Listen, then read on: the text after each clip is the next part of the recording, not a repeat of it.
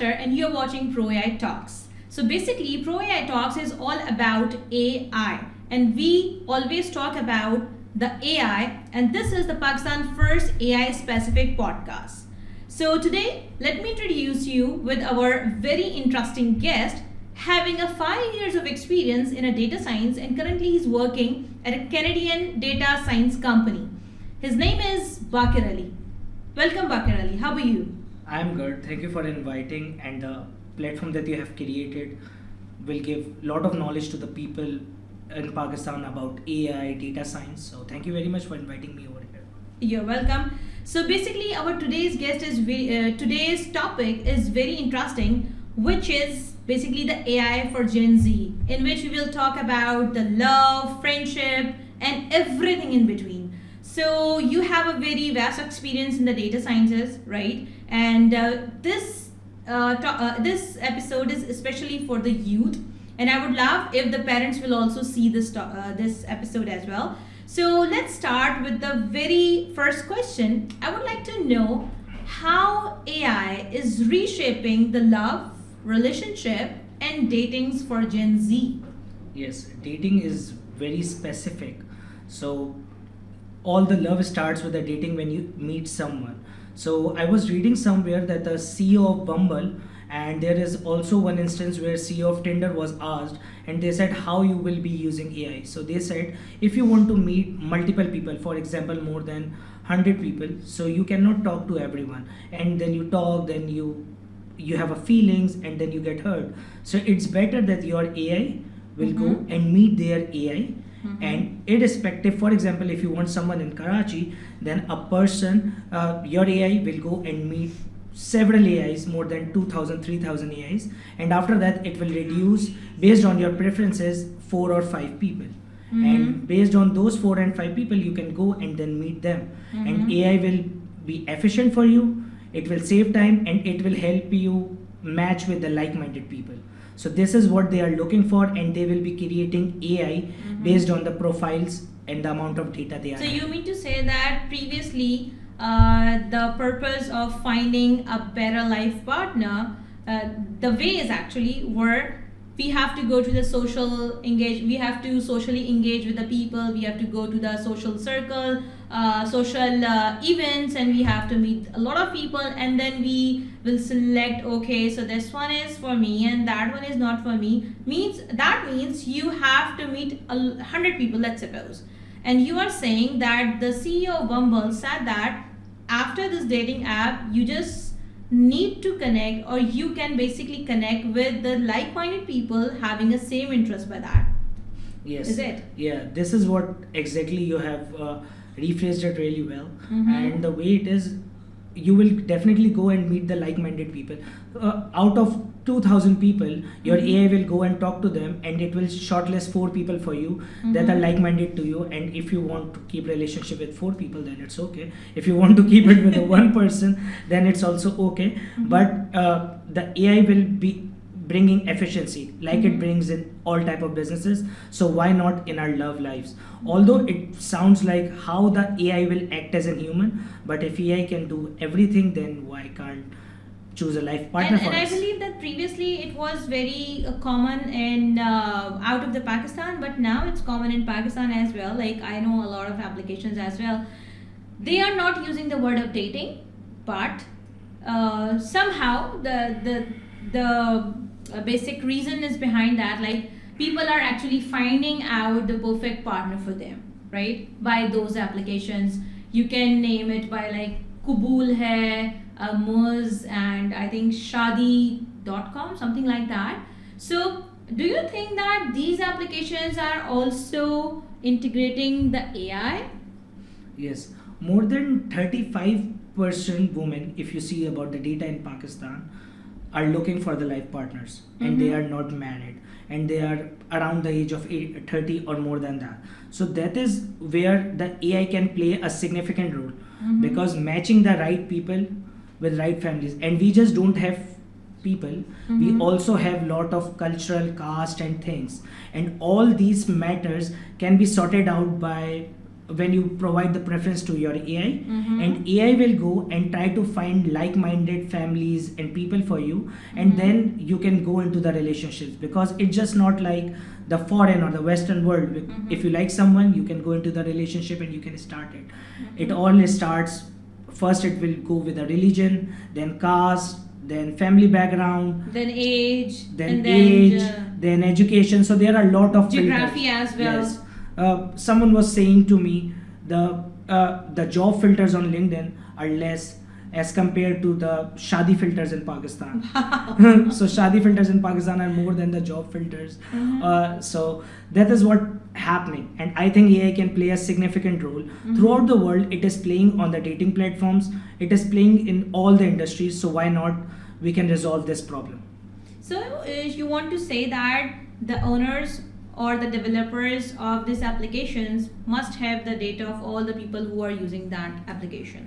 Yes, Is it? yes. Whenever you are using a platform, Mhm. it will all the data points are stored in the servers, and then there are AI technologies that on real time that assesses your data. Mhm. So every time you are interacting on these websites, your data is stored. There is one quote which Michael Bruce said. He said, "Data is the new oil." So every platform which is working electronically captures your data, and then it analyzes it, and then it provides you the recommendation on the basis of it. So I think dating will be impacted, Mhm. and it will revolutionize, and it will make our lives easy, and I hope it can be implemented, and there should be a good regulations made by our government Mhm. which supports it, because in Pakistan a platform gets hit, and after that the policies come and the platforms get shut down. In past, YouTube was shut down, other platforms were shut down. So, Yeah. so maybe, I hope it never happens, but it can But be do a you consequence. think like LinkedIn have our professional data, right? But such kind of dating application have our personal data like our name, age, and yeah, they also ask for the national identity card, as well as they also want to verify our faces, and then they give a tick sign at their application. Okay, so this guy or a girl is the verified person of the at the application.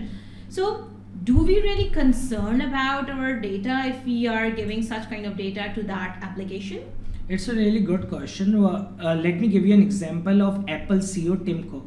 Mhm. He is the major flag barrier, and he always says the data privacy is most important thing for me. And that's why if you look at it, the Apple captures least amount of data as compared to all other technologies such as Android. It can be many other technologies. So that's why. But so facial recognition is one of them that can be used in law enforcement agencies, but it is also a breach of data. But if you want a life partner, you have to provide the data. So there is ethical boundaries. Some says that if we are using Facebook, and if we have not closed many of the tabs, then lot of your data is getting leaked. Last year, when the Cambridge Analytica comes up, I will suggest people and our viewers to watch a Netflix story and a documentary named as Social Dilemma. Yeah, So, I have seen that. Okay, so Social Dilemma is one of them, which says how the influential people in the world have used the power of AI and data and influence the people's decision in selecting the governments, and they have used the people in those offices. I won't go deeper into it. You should go and watch that, because there are many concerns that I don't want to touch in this podcast. But go watch that Social Dilemma, so you will understand how many data points we are giving to all these platforms, and we don't know about it, because whenever you install an app, it comes a long message, and you just click on accept, and then you move forward. You don't read all the privacy policies. And this is what last year Sundar Pichai, who is the CEO of Google, Yeah. Satya Nadella, the CEO of Microsoft, were called on, and even the Mark Zuckerberg were called on by American Senate, and they told them that you are just not telling people and taking their data. But in response to that, they just said one thing. The Facebook owner said, "We are giving the services for free, and there is nothing for free in this world." I So it's the totally agree. data that we are getting in return of you. Yeah, and as per my knowledge, that deepfake is optimizing the adult industry. So, how the deepfake is optimizing the adult industry, and what are the ethical concerns? Okay. Adult industry basically is an streaming platform. Mm-hmm. So a streaming platform basically works on the viewership. And viewership comes from the prominent faces. And the prominent faces are of the actors or the celebrities who are already famous. So that's why the deepfake technology comes in between, where you change the face of an actor who is working in an adult film, and you change it with a popular name or a popular figure. But there is an ethical concern that comes in between, that without the permission of that person, how can you use it? Although the platforms throughout the world, such as the big companies like Pornhub, all those companies, where RedTube, all those companies, they have lot of compliance issues, and they are not allowed to use the faces without the permission of any person. Whenever a actor is working in an adult film, he signs a contract, and that contract clearly states that, and they record a video as well, which says that they officially allow them to use their video in any manner they want, and it will never be deleted. And there is one of the instance that I will still That could be harmful. yeah, but and that is what happened, that one of the her name was Mia Khalifa, she left the industry, and after that she reached out and she said, I have left the industry, but they said, you have made a video, you have given your concerns, you have signed all the documents, and now we can use it. So she said, I am offering you millions of dollars, and please remove my content, but her content will never be removed. So if you are Because she already signed the contract, right? yes, and she has given the videos, so you can never get out of it. So if you are going into this industry, then never thought, because data is never deleted. Even if you are deleting the data from your phones, it is never deleted. It is stored somewhere on some of the servers. And that's why I always say the real king of this world is people like Mark Zuckerberg or people like Bill Gates, who owns the data, and they can I won't say blackmail, but they can ask for anything in return of the data, and they can do whatever they want in the world, because they have so much of the data that they can do, although they don't do unethical things. But just imagine if anyone turns out, do you remember a few years back there was a website, I just don't remember the name, in which you were secretly sending anonymously the messages? Yes. Just There are so many different websites in which they have mentioned if you can anonymously send the message or ask whatever you want to ask. just imagine tomorrow they ask for money, that you have anonymously sent messages to these people, and we will reveal your identities to them, and just imagine if they ask for money. It can happen, although it has not happened, and I wish it never happens, but that is one of the major ethical concerns that can happen in the world. That's a very scary part, because as per my knowledge as well, that AI is also recommending, let's talk about the adult sites, right? So how do you think that AI is recommending the adult sites? So what are the algorithm behind that? So there are two basic algorithms. One is the general algorithm, which is based on the predictive modeling, and it is based on content based. Okay, so I'm going a bit technical. So it is based on content based. So what happens, that basically what trending videos are coming up, and basically on the trending videos it starts recommending you, or the most viewed videos, it starts recommending you the most viewed video. But that is one, that is generalized. It is generally recommending that to everyone, that it is most viewed video in this particular segment. Second is the personalized recommendation. So just imagine if adult site is there, and it has around 10,000 subscribers or the viewers, or 100,000 viewers. So it needs 100,000 individual predictive modeling systems to predict an individual need. So if you want a user based preferences, so separate model will run for Ammara, separate will run for Baqir, separate for run for everyone. So just imagine the amount of data it is running. It based on your previous history, it based on the amount of searches you are going, what types of videos you are liking it, what type of videos. So all this data is in real time is being analyzed by the systems. and the system that is used by all the streaming platforms is Apache Flink, which is one of the softwares in that, which is used for the technical analysis of data in real time for all the streaming platforms throughout the world. So do you think that we should be concerned about it? You should be concerned. Although these websites won't release the data or will blackmail anyone. If it happened then? It can happen, but if it happens... You just mentioned Yeah. the example of Mia Khalifa. Yeah. She has given the concern, but if nobody in these websites, if you go, they don't ask you to log in. I have a question. You just said that, let's suppose Mia Khalifa already signed that, and then after that she realized, okay, my videos are getting misused and all. To be very honest, most of the people, what happens usually when we download any kind of applications or when we go to the website to log in, whether we know about it or not, let's suppose if there is any community type of website and we want to be a part of it and we just want to go through it, what's happening there, and we just log in there. So we don't read the terms and conditions. We just go and click on the terms, I agree, the terms and conditions.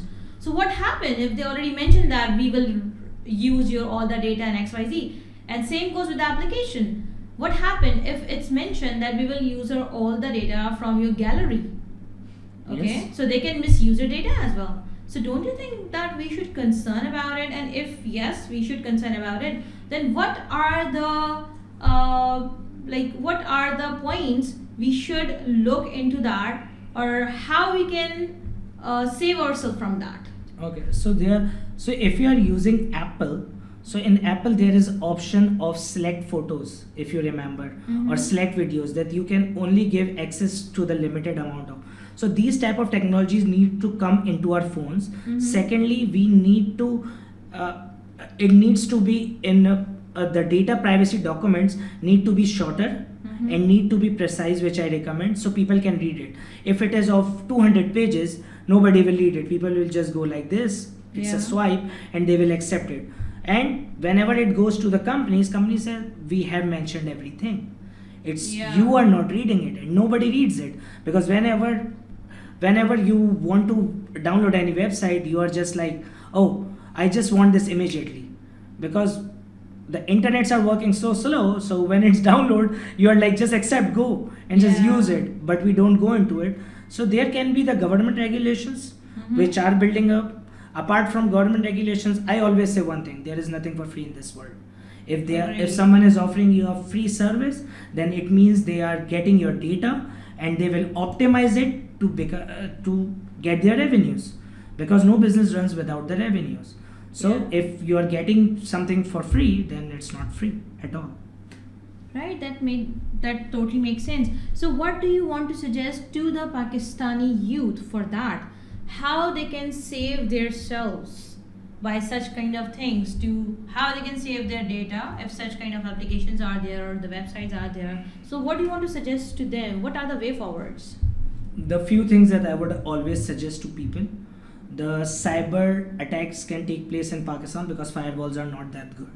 Okay, your data can be breached, so just don't try to keep the data.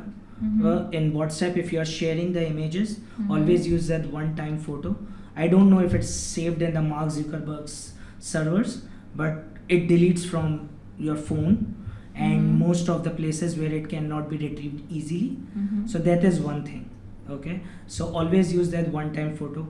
Use the platforms like a Snapchat for the pictures, because you cannot take the screenshots, and that companies are taking care of your privacy. You are just talking about if you are creating any new relationship. If you are in terms of if you don't trust someone, because usually we take a lot of pictures, so we don't need to take one-time picture, because we need to take, let's suppose we are having this podcast and we definitely are going to take a lot of pictures, so we have to save those pictures as well. So one-time photo is for kind of like a dating or creating any kind of new relationship.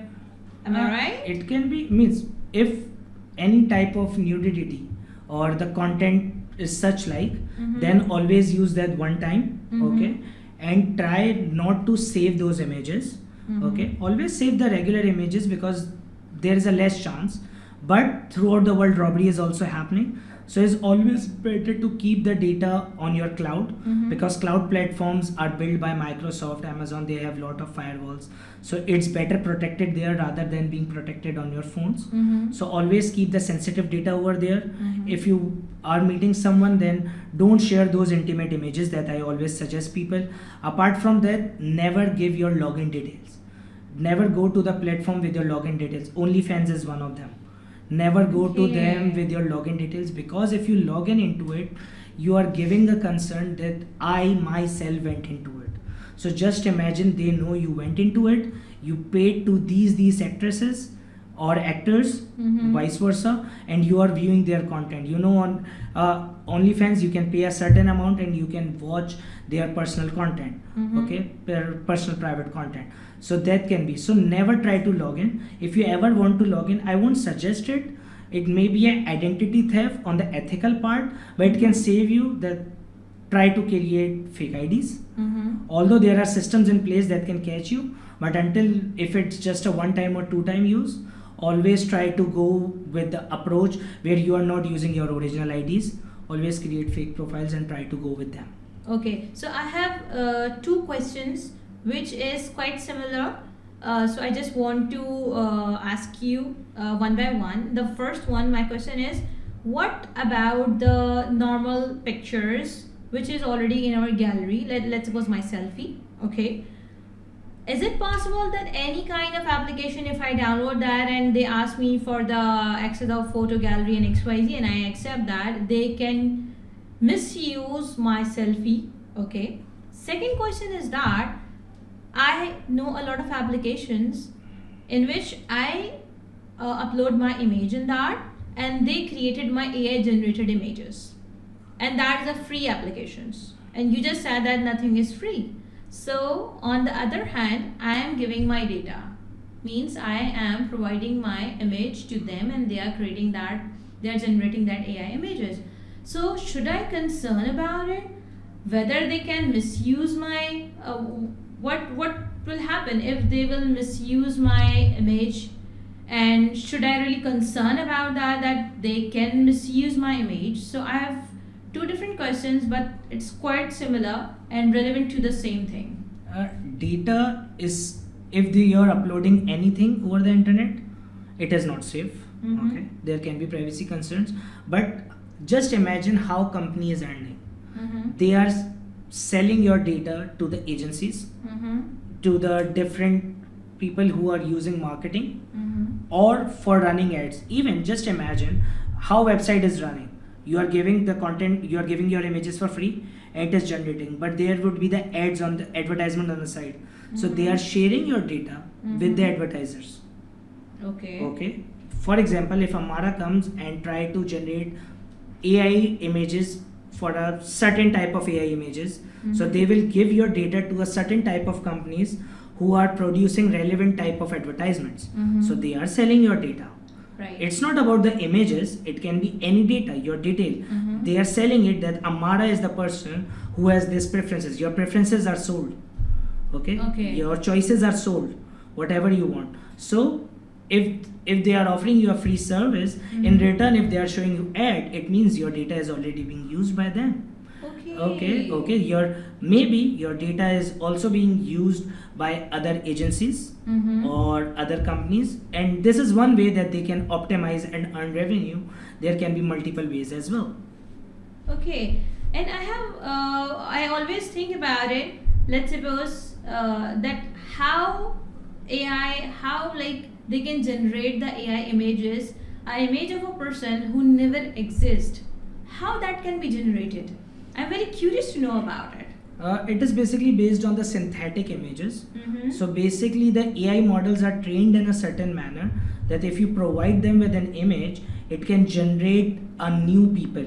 Okay, so it has always been in, we were talking about adult industry. So in adult industry, lot of characters are generated which never occurred before. Okay, so it was a synthetic AI, and AI was generating character that never used, and then no one will come and complain because it is not them.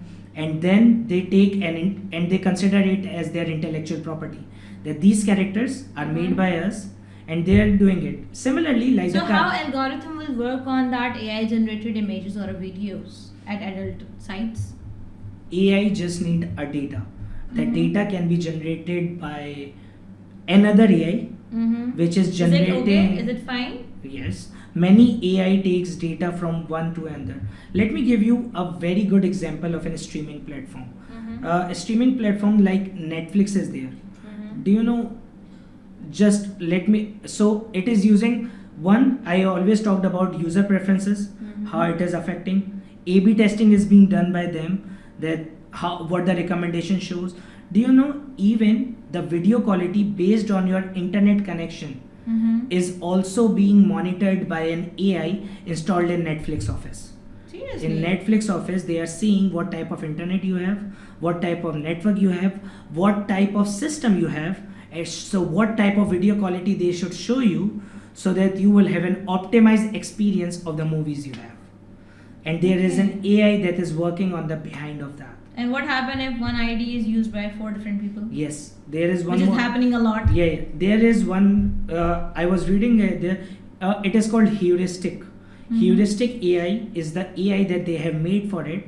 Although people are so intelligent that still they are misusing it, but this is a major concern that they have now restricted it to the 5 accounts, 4 accounts, and VPN and all other type of things are coming up. So that is one of there where they said the fraudulent people are not buying their services, but they are still able to use it. So that is one of the major concerns, and they are working. A heuristic AI is the one AI that they have built for this specific purpose to counter this problem. Sometimes in foreign countries, it has always came that your account limit is reached.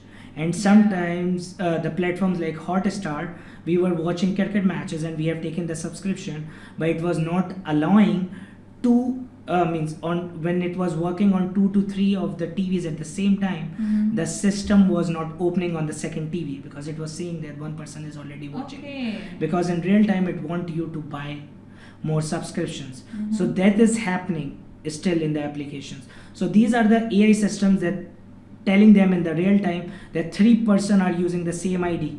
Come on, detect it, stop them. First person is watching it, say stop the second one. So this is the real time. So just imagine how many users will Netflix have, how many users the YouTube will have, billions of users, and every user data needs to have this separate system. So just imagine the amount of data consumed in every single second, and amount of storage and analytical power it uses. So I will give a tip to everyone out there that in the future invest in companies like Nvidia. I'm not a financial consultant, but that's just my opinion. That companies like Nvidia are making chips, computing chips. So more computing power will be used in AI because of the amount of consumption of the big data. Yes, consumption of the big data. This is what actually the big data is. In one particular second, millions of users are using the platform, and every user have a separate AI working for them. So what do you think, or what do you suggest, what should be the ethical concerns, or what should the government of Pakistan, the lawyers of Pakistan should think about, as EU already made their AI laws? So being a data scientist, what do you want to suggest to the government of Pakistan? First of all, we need to make an IT policy that we don't have in place. We ban platforms within 5-10 years. You need to give a long-term vision to people, so people start making their careers based on the social media or the platforms. It can be any platforms. Okay, so you need to make a policy. Religious concern is there because Pakistan is a religious country, so you cannot allow adult content, so that has to be stopped, and it is already stopped. Although some actors are still suggesting, there is also one drama called Barzak, in which now the ghee has been used and Fawad Khan has been playing the role. So that is just recently came into it. I don't know how the censor board has allowed that in perspective to the Pakistan economy. So that can be one of their. Maybe they are trying to aware people that this is happening. Yeah, this is It could happening. be positive, it could be negative. It totally depends on the Yeah, people. it is making people accept. Because sometimes it happens that awareness can kill. It happens a lot of time. Because if we talk about the awareness, when COVID comes in, a lot of people, even if they have the problem of like, if they just have a coughing issue, they feel like, okay, now I'm going to die. I'm going to die. I have a COVID now. So sometimes it happens that it kills you. So what do you suggest to them? Please continue for that. It depends upon, the laws are always made Mm-hmm. with respect to the values of the society. Mm-hmm. In Pakistan is an Islamic Republic of Pakistan. It is made on the name of Islam. Makes sense. So Islamic values should be on the top, Mhm. and then your ethical and moral values should come in play. Okay. Mhm. So all those values that don't align with your religious values should be banned. Okay. I'm living in a West, but I'm talking about a country perspective. Mhm. This should be the first thing that should happen. Second thing, apart from that, there used to be a complete layover of the policy. Third, cyber security companies need to come into Pakistan and they need to protect our data. They need to protect our website. Just imagine, in few years before, on 14th of August, our main government defense website was down and on that website there was a flag lying on it. Just imagine the cyber security level Pakistan has. So why do you say that cybersecurity companies should come in? Why don't our like Pakistani cybersecurity companies can work on that? Yeah. I'm talking about Pakistani companies should come in the space Come of forward, yeah. come forward in the Yeah. space of cyber security, and we should protect our data.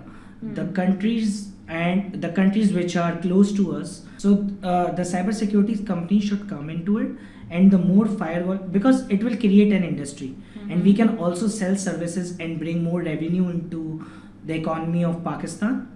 And for competing into it, every website, because Pakistan is now going towards an e-commerce boost because of the platforms like Daraz and many other. So all these platforms will require cybersecurity experts, okay? And most of them are still hiring foreign workers, which is giving them lot of cost, and that cost has to be ultimately bared by the consumer. So if we have our own people, so we will have the economy, our economy will get strengthened, and we don't have to pay higher cost for that. Actually, this platform is basically created to empower Pakistani AI experts and the companies who are developing the AI relevant products, okay, and they are providing the services. So the rest of the people who don't know them, they can at least know them and they can get the benefit of them. And by that, we are empowering our Pakistani AI industry. So this is it. And I would like to know that how would you like to conclude the whole podcast, the whole topic? I will still say that AI is the future. Everything will be shaped. People are always concerned that there will be a job loss due to AI.